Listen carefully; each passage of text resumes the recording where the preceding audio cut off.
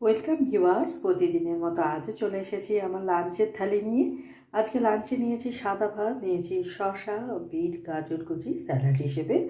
প্রথম পাতে খাওয়ার জন্য নিয়েছি পুঁই মিচুরির চচ্চড়ি, যেটা আমি বেগুন, শিম, পুঁই মিচুরি ও বড়ি দিয়ে রান্না করেছি। ফোড়নে দিয়েছি 5 ফোড়ন ও শুকনো লঙ্কা আর একটু জিরের গুঁড়ো, নুন, হলুদ, সামান্য একটু মিষ্টি দিয়ে এটা নামিয়েছি।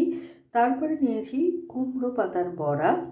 পাতাগুলোকে বেসন, নুন, হলুদ, লঙ্কার গুঁড়ো ও কালো জিরের ব্যাটারে ডুবিয়ে তেলে ভেজে আমি এগুলো তৈরি করেছি। তার সাথে খাওয়ার জন্য নিয়েছি অরহরের ডাল, জিরে ও শুকনো লঙ্কা ফোড়ন দিয়ে। তারপরে নিয়েছি তেল ট্যাংরা, এটা রেসিপি আপনারা আমার চ্যানেলে পেয়ে যাবেন। আর শেষ পাতে নিয়েছি টক দই। তো কেমন লাগলো আপনাদের আমার এই লাঞ্চের থালিটা?